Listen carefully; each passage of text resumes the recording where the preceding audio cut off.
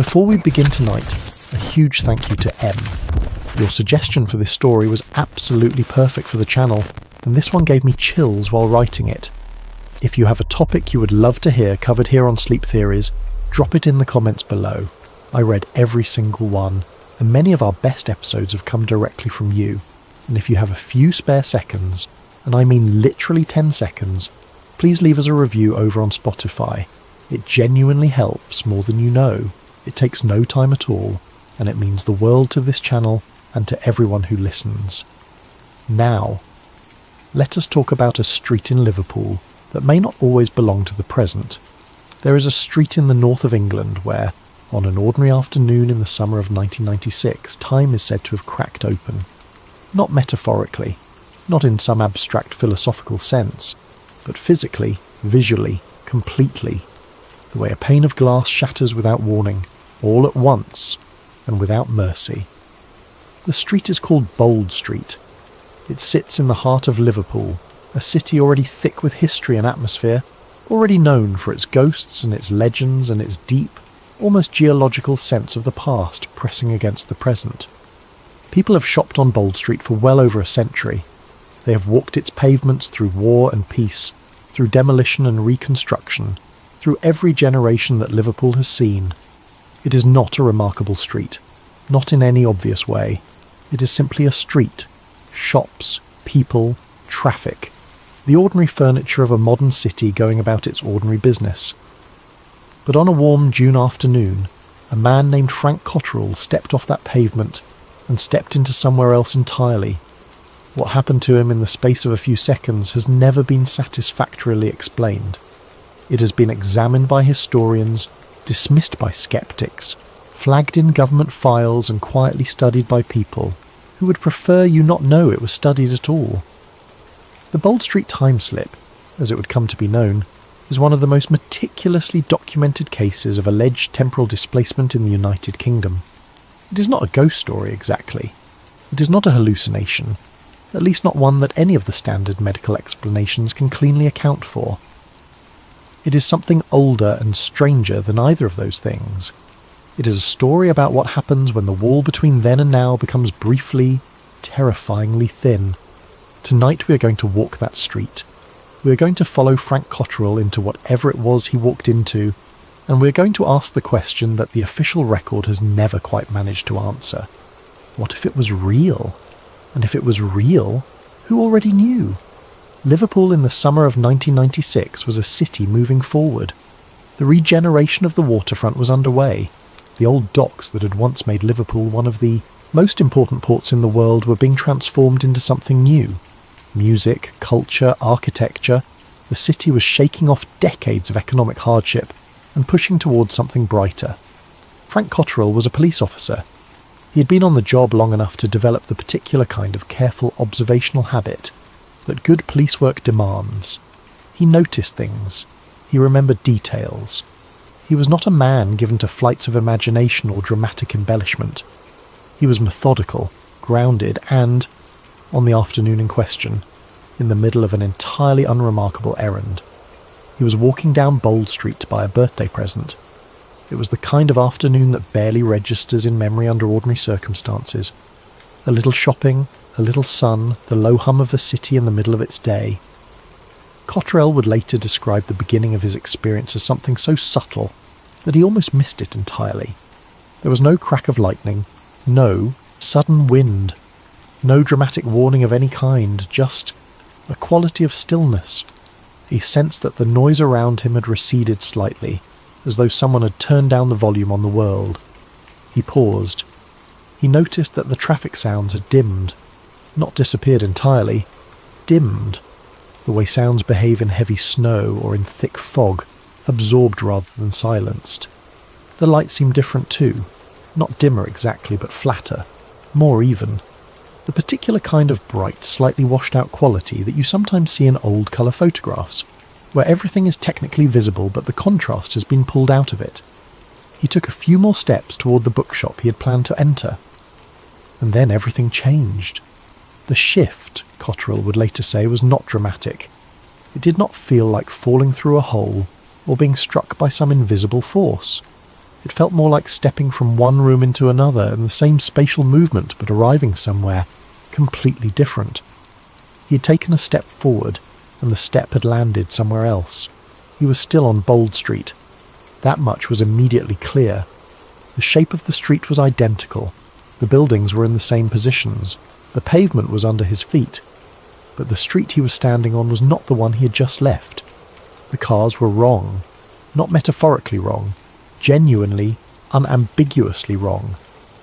Large, boxy vehicles in muted colours, their lines softer and rounder than anything manufactured in the 1990s. Vehicles from another decade entirely. He would later describe them as consistent with automobiles from the 1950s. The kind of cars he had seen in old film footage, in his parents' photograph albums, in the black and white imagery of a Britain that had been gone for 40 years before he was old enough to notice. The people were wrong. Their clothing was wrong. Heavy coats in muted wool, women in skirts that fell below the knee, men in hats. Not costume hats, not theatrical hats. Ordinary everyday hats of the kind that working people in post-war Britain wore as a matter of course, in an era before hatlessness became normal. These were not people dressed for a theme event or a period drama. They were people dressed for their day, a day that was not 1996. The shops were wrong, and this specific detail is the one that would become most important later. The bookshop had gone. In its place stood a women's clothing store with a display window full of garments that looked nothing like anything currently in fashion. The signage was different. The entire commercial face of that block of Bold Street had been replaced. And most strikingly, most specifically, most verifiably, Cotterell was looking at a shop called Cripps. Cripps was a department store that had occupied Bold Street for decades.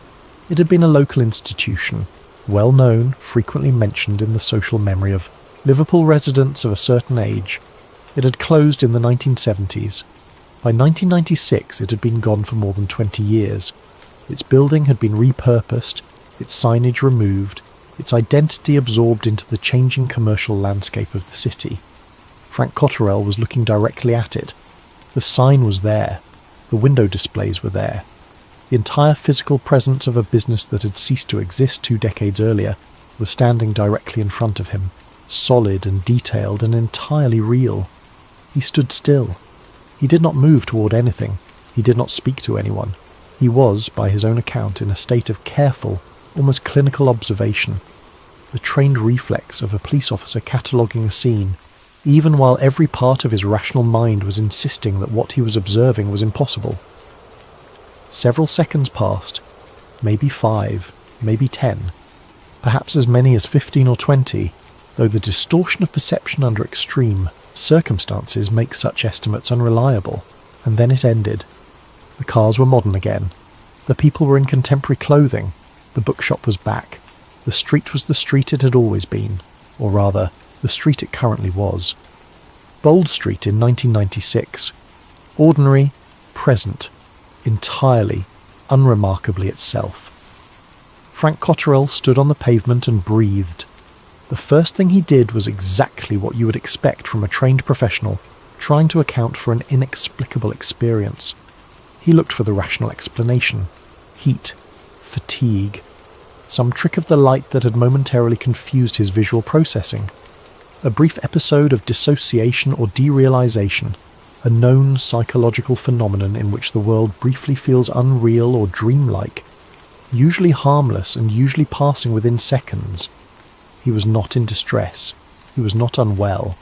He had eaten normally, slept normally, was not under any unusual stress. He felt entirely himself. The world around him felt entirely real, and yet what he had just seen had no place in the world as he understood it. He went back to the station and told his colleagues. The reaction was predictable. Concern about the heat, gentle suggestions about hydration, the easy, affectionate dismissal that comes from people who care about you but cannot accommodate what you are describing within their existing understanding of how things work. There was no malice in the response. There rarely is, in these situations. There was simply an absence of framework, no available category into which the experience could be placed and understood. But Cotterell was a police officer. He was trained to investigate. He was trained to verify, and so he did something that turned his strange afternoon from an anecdote into something considerably more difficult to dismiss. He went to the library, he pulled the local history records for Bold Street, he found the commercial directories from the 1950s, he cross-referenced every detail he could remember, the placement of the shops, the styling of the window displays, the signage, the vehicles, the clothing, and what he found, systematically and specifically, was that every detail he had observed was historically accurate. The shops he had seen were real. They had existed in exactly the locations he described, in exactly the period his mind had placed them. The Cripps department store was precisely where he had seen it. The women's clothing shop that had replaced the bookshop in his vision matched the commercial records for that exact address in that exact era. The cars matched, the fashion matched. The entire visual environment that had surrounded him for those few seconds matched the historical record of Bold Street in the 1950s with a precision that defied coincidence.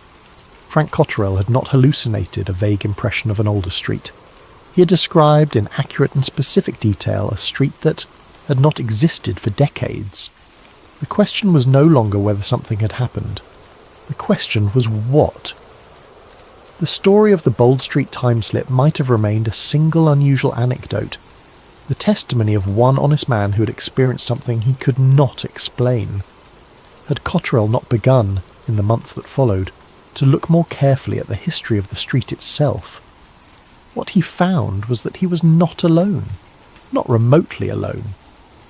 The reports stretched back through Liverpool's modern history like a quiet thread woven through the ordinary fabric of daily life. They were scattered, unconnected, often dismissed at the time they were made. But when gathered together, when laid side by side, they formed a pattern that was deeply difficult to ignore. In the 1960s, a woman had walked into a shop on Bold Street and found herself in what she described as an older version of the same premises. The staff were dressed in the fashion of a previous decade. The merchandise was outdated. She had walked back out into the modern street, shaken but unharmed, and had told the story to her family for the rest of her life. Nobody had believed her in any systematic way. Nobody had written it down officially. But the story persisted. Other people described seeing trams on streets from which trams had been removed years earlier. Not in dreams, not in photographs. On the street, in the daylight, solid and metal and grinding along rails that no longer physically existed. The witnesses were not elderly people confusing memory with perception. They were young people, working people, people with no particular reason to be thinking about trams at all, who had simply looked up from their ordinary day and seen something that had no business being there. There were reports of people entering shops that they had walked into with full intention, chosen off the street in the normal way, only to find that the shops did not match their exteriors, that the interior they stepped into belonged to a different decade than the door they had opened. Some had made purchases, some had spoken to staff, some had simply stood in confused silence before the environment around them reasserted itself as the present. Taken individually, every single one of these reports had a plausible conventional explanation. Taken together, they formed something that conventional explanations struggled to reach. Cotterell was not a historian. He was not a physicist. He was not equipped with the academic tools to pursue what he was finding in any rigorous systematic way. But he had a policeman's instinct for pattern recognition, and what he was seeing was a pattern. The incidents were not random. They were not distributed evenly across Liverpool, or even across Bold Street as a whole. They clustered. They concentrated in a specific geographical area, the section of Bold Street closest to what had been the Cripps building, the heart of the commercial district as it had existed in the post-war decades. Whatever was happening, it was happening in one place, one specific, identifiable, mappable place, and it had been happening for a long time. He sought out a physicist at one of the local universities, a researcher who was studying something called electromagnetic anomalies, unusual variations in the ambient electromagnetic field that can occur in certain geological environments. Cotterell explained what he had experienced. He described the pattern he had mapped, and the physicist, careful, precise, appropriately sceptical, listened with more attention than Cotterell had expected. What the physicist told him was this: Liverpool sits on a complex geological foundation. Beneath the city, deep in the bedrock, are extensive layers of sandstone with unusual magnetic properties.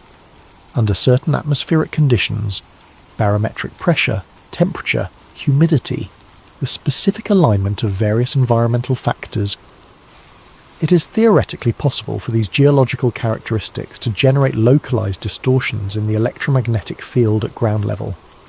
Not large distortions, not the kind that would register on standard equipment or affect electronic devices in obvious ways, but subtle distortions, microscale variations in the field that could, under extreme circumstances, affect human neurological function in ways that might alter perception. It was a rational, cautious, scientifically grounded explanation for unusual perceptual experiences, except for one thing. The physicist paused and said something that stayed with Cotterell for a long time afterward. Such distortions, she said, should not be able to produce historically accurate visual environments. If the geology of the area were generating perceptual disturbances in human observers, hallucinations in the conventional sense, those disturbances should be random, fragmentary, personal, the visual noise of a disturbed nervous system, not the coherent and verifiable reconstruction of a street as it had appeared 40 years in the past. The accuracy was the problem. The accuracy was what could not be explained. She could offer a mechanism for the experience. She could not offer a mechanism for the content. What Cotterell found next came not through geology or physics, but through history. He had been referred to a researcher named Dr. Eleanor Marsh, a historian who had spent years collecting and cataloguing unexplained folklore from across the British Isles, with a particular focus on accounts that had some degree of documentary support or historical corroboration. She was not a sensationalist. She was not interested in ghost stories for their own sake. She was interested in the places where documented human testimony intersected with things that the official record had chosen, for whatever reason, to set aside. Dr. Marsh already knew about Bold Street. She knew about it, she told Cotterell, because it appeared in a file that most people did not know existed.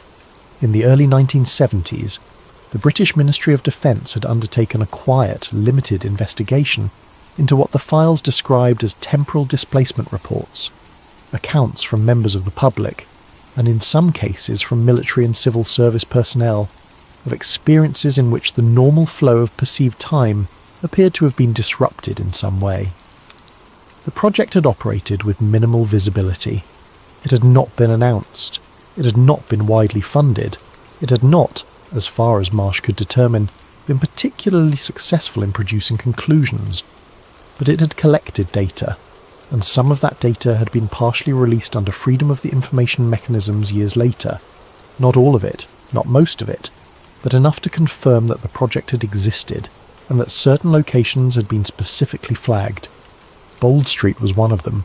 The file reference was brief and clinical. No dramatic language.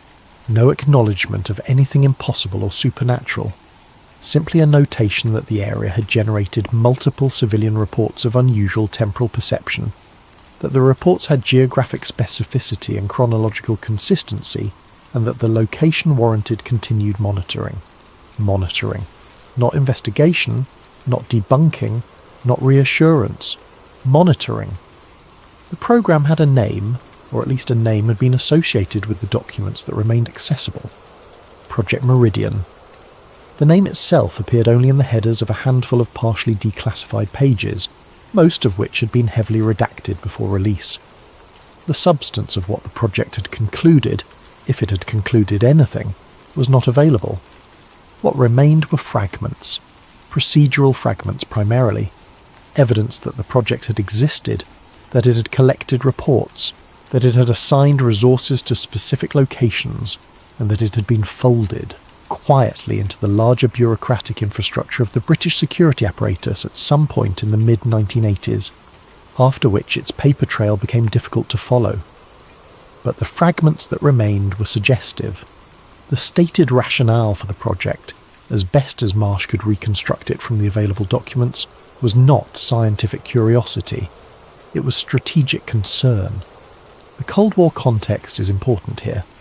In the 1960s and 70s, the British government, like every major government, was intensely focused on any phenomenon that might have implications for military technology, communication security, or national intelligence capability.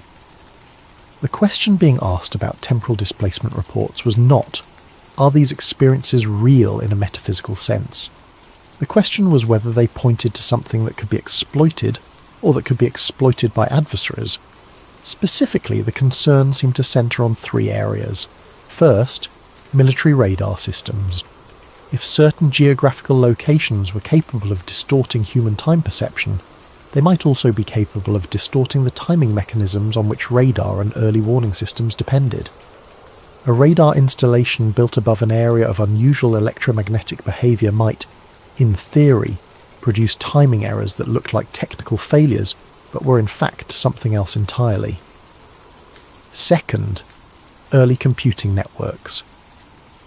In the 1970s, the first networked computing infrastructure was being laid, and the synchronization of computer clocks across distances was a fundamental technical challenge. Any environmental factor that could affect time perception, even at the level of human observers rather than machines, might also, under the right conditions, affect the precise timing signals on which networked computing depended. Third, navigation. Military and civilian navigation systems of the era relied on extremely precise timing.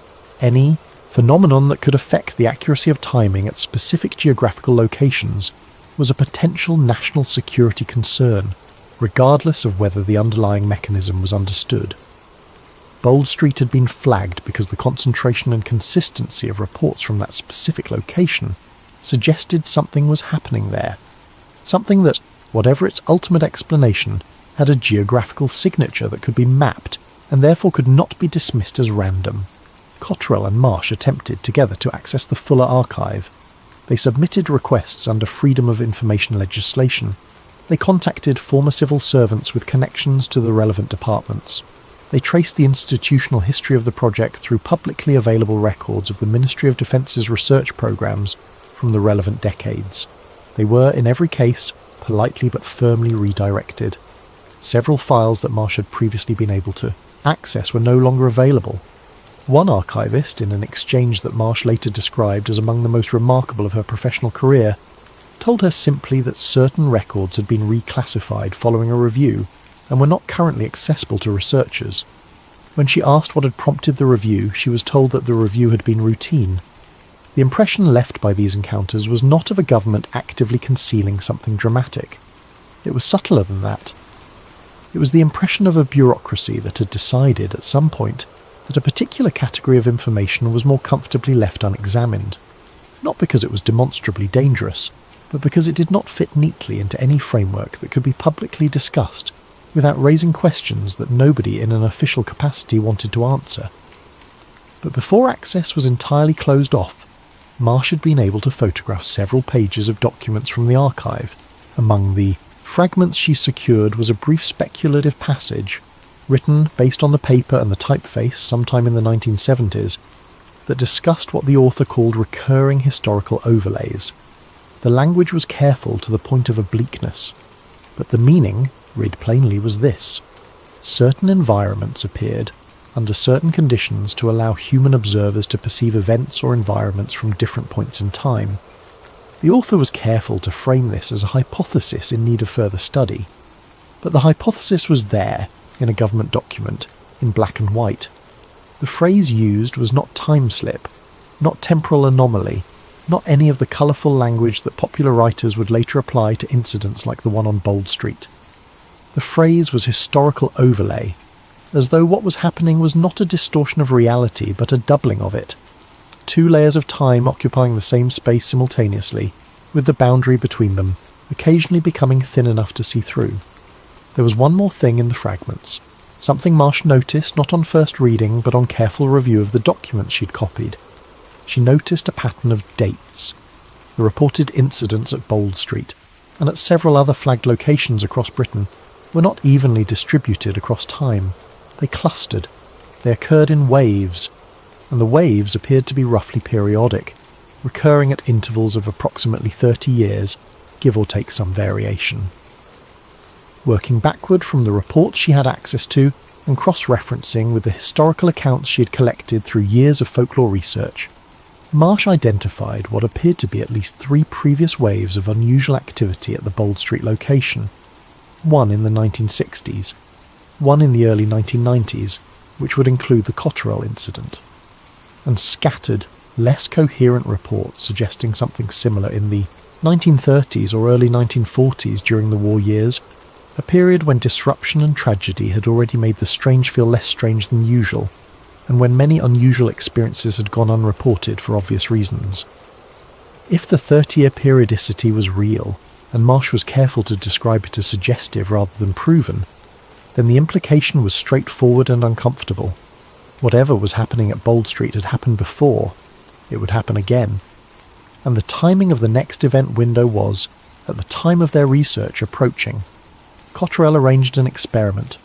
It was modest, practical, and limited by the resources available to 2 private individuals working without institutional backing, but it was systematic. He and Marsh returned to Bold Street with equipment.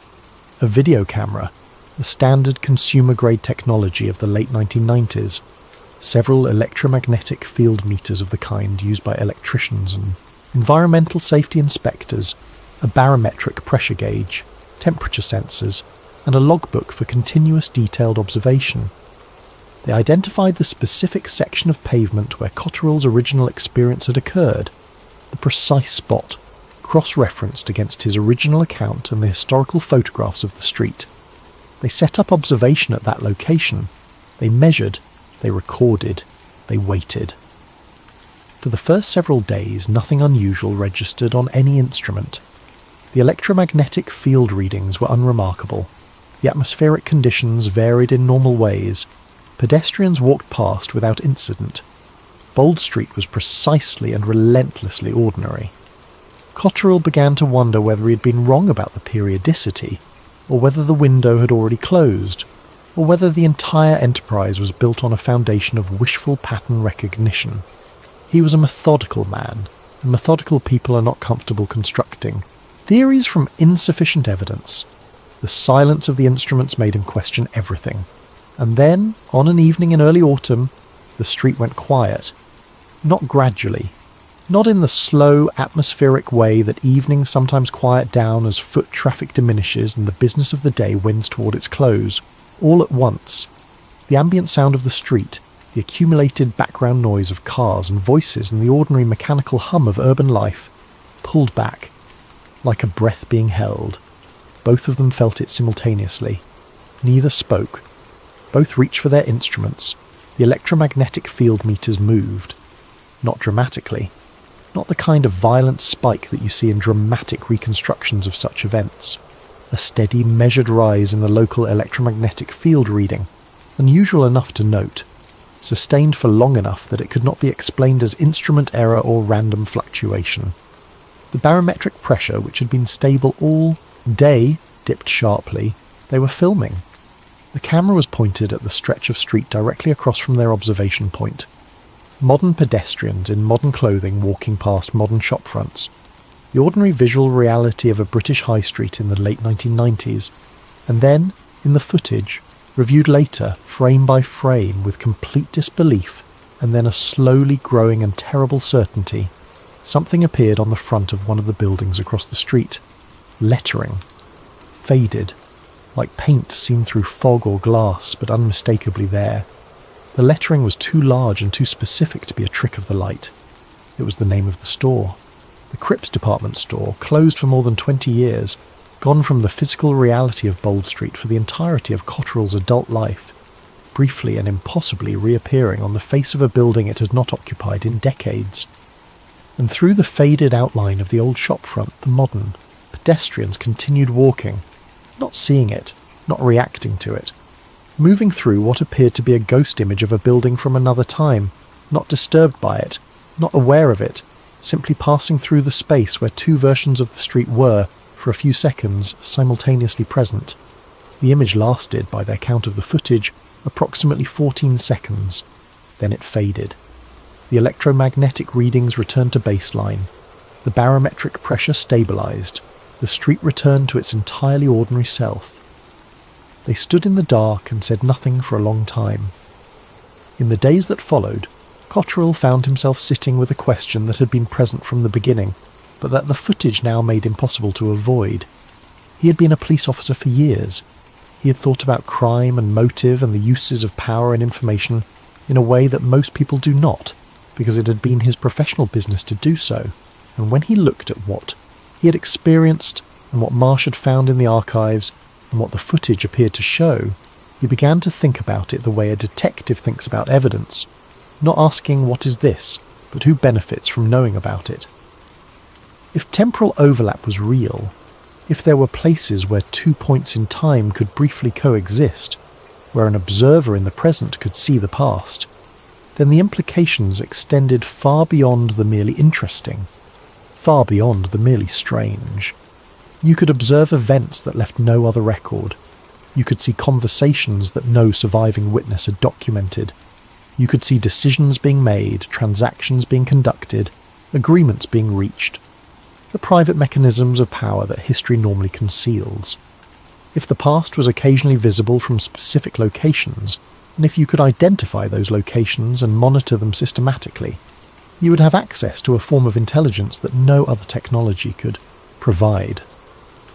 But the implications did not stop at the past. If a location could occasionally allow the present to see the past, what was the theoretical barrier to the present seeing the forward direction as well? The geometry of time, in any serious physical model, does not privilege one direction over the other. If temporal boundaries could become thin, they might become thin in both directions. Cotterell did not claim to know whether this was possible. He was not a physicist. He was not a philosopher of time. But he understood that if it was possible, if certain locations offered even a fragmentary, unreliable, occasional window on future events, the implications for intelligence gathering, for geopolitical strategy, for the exercise of power at the highest levels, were so profound that any government that discovered them would not announce the discovery. Any government that discovered them would, quietly, systematically, and with very little public noise, begin to watch those locations very, very carefully.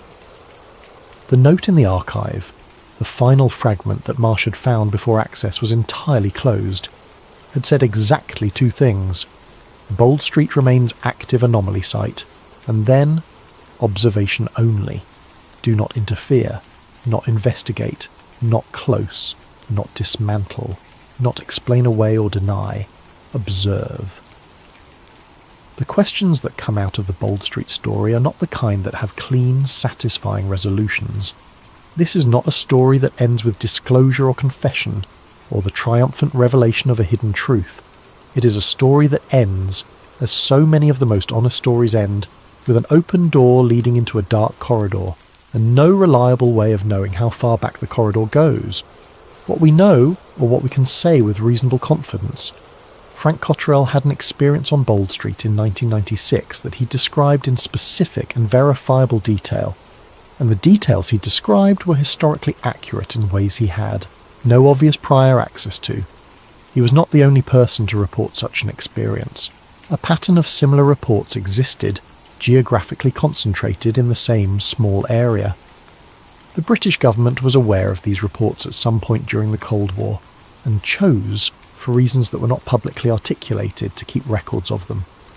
Those records were partially released, and then substantially reclassified. The footage recorded by Cotterell and Marsh during their experiment has never been publicly broadcast, and the question of where it now resides, whether in a private archive, or in the hands of researchers, or in some other location, is not one that any public record can currently answer. What we do not know, whether the experience Cotterell and others described was a genuine perception of a different temporal layer, or a complex hallucination produced by environmental factors, or something else entirely for which we do not yet have a name or a framework. We do not know what Project Meridian ultimately concluded, if it concluded anything. We do not know who is currently monitoring Bold Street, if anyone is. We do not know whether the 30-year periodicity that Marsh identified will hold, or whether the next event window has already passed, or whether it is still ahead of us. The physicists who study the nature of time will tell you that our intuitive understanding of it as a single, linear, forward-moving flow is almost certainly incomplete. That at the quantum level, time behaves in ways that the everyday experience of it does not prepare you for. That the question of whether the past continues to exist, not as memory, not as record, but as actual present reality in some physical sense, is not a question that modern physics has definitively closed. They will usually say all of this carefully, and with appropriate qualifications, and without committing to any specific claim about streets in Liverpool, but they will say it. There is a particular branch of theoretical physics, generally kept at some distance from public discussion, because the public tends to find it either too abstract or too disturbing, that deals with the question of whether time is what we perceive it to be, or whether what we perceive is a radically simplified version of something much stranger. The block universe model, which has serious support among physicists working in relativity, suggests that past, present and future do not exist in the sequential way we experience them. They exist simultaneously. All of it, every moment that has ever occurred and every moment that will ever occur, exists as a single, four-dimensional structure. What we experience as the movement of time is not time actually moving. It is our consciousness moving through a structure that is, in totality, static. The past is not gone. It is still there. You simply cannot access it from where you are standing. The implication of the block universe model, and this is the part that physicists tend to note and then move past fairly quickly, is that in principle, there is no physical reason why the past should be inaccessible. The barrier is not ontological. The past exists. The events on Bold Street in 1953 exist right now, as fully and completely as they did when they were happening. They are simply in a different location within the four-dimensional structure of space-time. And if certain conditions could allow an observer in one location to perceive a neighbouring region of that structure, if the geometry of space-time could, under certain circumstances, permit the kind of overlap that Cotterell described, then what he experienced was not a violation of physics. It was a demonstration of it. This is speculative. It is important to say that clearly. The block universe model does not predict or explain time slips. No peer-reviewed paper has been published connecting the theoretical framework of eternalism to reports of temporal displacement on English shopping streets. The connection being drawn here is philosophical, not empirical. But philosophy has a way of becoming empirical, eventually. The history of science is largely the history of things that were once considered merely philosophical becoming measurable, testable, and real. The germ theory of disease was once philosophical. The idea that continents moved was once philosophical. The suggestion that time itself could be distorted by gravity was once philosophical, until it became the foundation of the GPS system that tells you where you are on this earth. The question is not whether time slips are possible in principle. The question is whether the principle has ever found a specific, located, repeatable expression, and whether anyone with the resources to investigate it has done so quietly and decided that what they found was better left unannounced. There are other locations in Britain that appear in folklore and local history with similar characteristics to Bold Street, places where the reports share the same qualities. The geographical clustering, the historical accuracy of what observers describe, the persistence across generations of accounts. Most of them have never received anything like systematic investigation. Most of them are known only to local historians and serious researchers in the field of unexplained phenomena, people who have spent years cataloguing the edges of the official record and noting what falls off them. York, with its extraordinary density of reported unusual experiences, is one. The city is ancient enough that the past is very close to the surface in a literal sense. Roman infrastructure sits beneath medieval infrastructure, sits beneath post-industrial infrastructure, sits beneath the modern city. Layers upon layers of occupation compressed into a remarkably small geographical area. The reports from York are different in character from the Bold Street reports, more fragmentary, more various, less geographically concentrated, but the quality of a few of the most detailed accounts is similar. the sense of a moment in which the usual boundary simply was not there. There are locations in Scotland, in Wales, in several English counties, where similar clusters of unusual temporal reports appear in the historical record. Most of them occupy the same position in the official taxonomy, noted, filed under folklore or local mythology, and not pursued further. Most of them have a similar relationship to geography. They occur in places with unusual subsurface characteristics, unusual electromagnetic histories, unusual positions within the larger pattern of Britain's geological structure.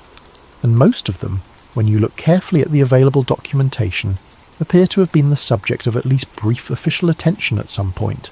Brief, quiet, followed by a considered decision not to pursue the matter further through any channel that leaves a public paper trail. Dr. Marsh, in the course of her research, found references to several other locations that Project Meridian had flagged alongside Bold Street. Most of the references were even more heavily redacted than the Bold Street material, but one of them was interesting for a specific reason. It was flagged not just as an anomaly site, but as a priority monitoring location, a distinction that did not appear in the documentation for most of the other sites. The priority designation appeared to relate to the frequency of reported incidents. Bold Street had a reported periodicity of approximately 30 years. The priority location had incidents reported with significantly greater frequency, several times per decade rather than once per generation. The practical implication of that difference is significant. A location that produces observable events several times per decade is a much more useful observation platform than one that produces events once a generation. If someone wanted to study temporal overlaps systematically, rather than simply documenting its occasional occurrence, a high-frequency site would be enormously more valuable. The name of the priority location was fully redacted in every document that Marsh was able to access. The geographical region was obscured. Even the category of the location, whether urban or rural, whether a building or an open space, was not recoverable from the surviving fragments. All that remained was the priority designation, the frequency notation, and a single phrase in the margins of one document, apparently written by hand rather than typed, which read, "Still active as of the above date." The above date was redacted. Still active. Someone had been there, someone had confirmed it, and what they had found had been important enough to note by hand in the margin of an official document, and classified tightly enough that 4 decades later the date and the location remained invisible to anyone without the appropriate clearance. The people who are drawn to stories like the Bold Street time-slip tend to fall into roughly 2 categories, and both categories misunderstand something important. The first category wants the story to be a straightforward confirmation of something they already believe, that time is porous, that the supernatural is real, that official denial is always cover for known truth. They approach the evidence with a conclusion already in hand and arrange the facts around it. For them, the gaps in the official record are proof of concealment rather than simply gaps, and the absence of explanation is itself the explanation. The second category, the skeptics, the debunkers, the people for whom the default assumption is that unusual experiences have conventional causes, tends to apply the same error in reverse. They begin with a conclusion too, that what Cotterell described was a hallucination, or a confabulation, or a story that improved in the telling, and that the accuracy of the historical details is coincidence or unconscious memory, rather than evidence of anything stranger. For them, the absence of a mechanism is itself sufficient to dismiss the experience entirely. Both categories are doing the same thing. They are refusing to sit with genuine uncertainty. They are insisting on a conclusion when the evidence supports something more uncomfortable. The acknowledgement that we genuinely do not know, that our current models are genuinely incomplete, and that what Frank Cotterell described, whatever its ultimate explanation, cannot be made to fit cleanly into either the bin labelled true or the bin labelled false, without forcing something that should not be forced. The most honest position, the most intellectually rigorous position, is the one that is hardest to hold. It is simply this. Something happened on Bold Street in June of 1996. The details of what Cotterell described were accurate. The pattern of similar reports from the same location is real and documented. The government was aware of this pattern and chose to monitor it without publicising that monitoring. The footage from Cotterell and Marsh's experiment recorded something that should not have been there, and none of these facts, taken together or separately, have a satisfying conventional explanation. That is where the evidence leaves us. Not at a revelation, not at a dismissal, at an open question, honestly held, without the comfort of a clean answer in either direction, which is in the end exactly where the most important questions always leave us. There is one final detail that Cotterell noted in his account of the original experience, a detail that tends to get less attention than the dramatic visual elements, the crypt sign, and the period vehicles and the post-war clothing, but which may, in some ways, be the most significant detail of all. In the moment before the street returned to normal, in the last second or two of the experience, he noticed something about the people around him. Not the people in 1950s clothing, the modern pedestrians, the people who had walked through the faded outline of the old storefront without seeing it, without reacting, without any indication that they perceived anything unusual in the space around them. One of them glanced at him. Just glanced. The way people sometimes do when they pass a stranger who is standing still on a busy street. A brief, unremarkable flicker of eye contact. The kind that carries no particular message and is forgotten immediately. The woman who glanced at him was young, perhaps in her 20s, wearing the unremarkable contemporary clothing of a 1990s afternoon. She looked at him in passing, the way you look at anyone who happens to be in your line of sight. But Cotterell had the overwhelming impression, he was careful to describe it as an impression, not a certainty, that she was not looking at the same street he was standing on. That her glance had found him not in the ordinary visual field of a normal afternoon, but through something, through the thinness, through the place where the boundary had momentarily relaxed. That for just a fraction of a second she had seen him the way you see something through frosted glass. Present, but in the wrong register. Real, but not quite in the right place. He described it this way. She looked at him the way people sometimes look at something they cannot immediately account for. Not startled, not frightened, just, briefly uncertain. The way you look at something that is there but should not be, in the instant before your brain decides that it cannot have been there after all and reclassifies the observation as nothing. She walked on. The street snapped back. He was alone in the present. But if the overlap worked in both directions, if a man in 1996 could briefly see 1953, then a woman in 1953 might briefly have seen 1996, might have seen a man in strange clothing standing completely still on a familiar street, looking at nothing, surrounded by a momentary silence that nobody else seemed to notice. She would have walked home that evening. She might have mentioned it to someone, or might not have.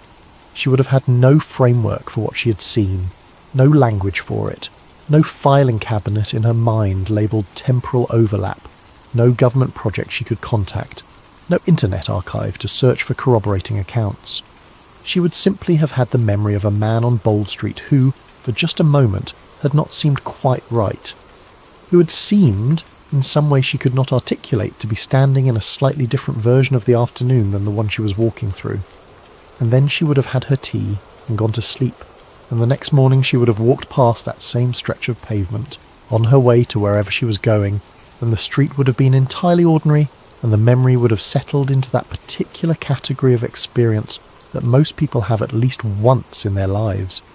The moment that did not fit, that the mind quietly sets aside because it has nowhere else to put it. The street was still there, both versions of it. Always. Good night. Today, Bold Street is a busy shopping street in the centre of Liverpool. On any given afternoon, hundreds of people walk along it. They go in and out of the restaurants and the shops. They check their phones. They carry bags. They live entirely in the present moment, which is the only place most of us ever live, because the present moment is, for most of us, the only one that announces itself. The spot where Frank Cotterell stepped sideways through time, if that is what he did, is unmarked.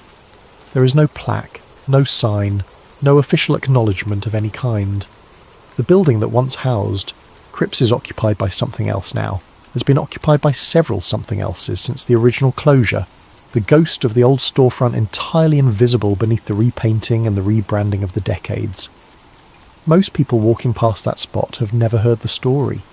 Most of those who have heard it consider it an amusing piece of local mythology, the kind of thing that a city like Liverpool, with its long memory and its deep sense of its own history, generates naturally and without needing the events to be literally true. But every few decades the reports come back. Every few decades, somewhere in the accumulated testimony of people going about their ordinary lives on an ordinary street in an English city, another account surfaces.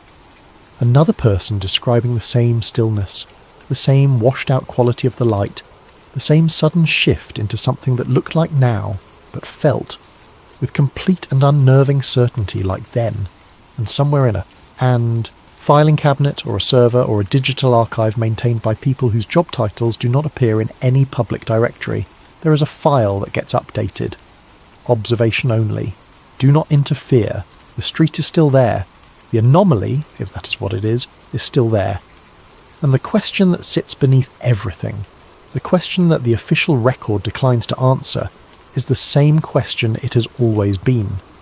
If time really does slip on Bold Street, if the wall between past and present grows briefly thin in that one small stretch of a northern English city, on a periodic cycle that nobody fully understands, then the window works both ways.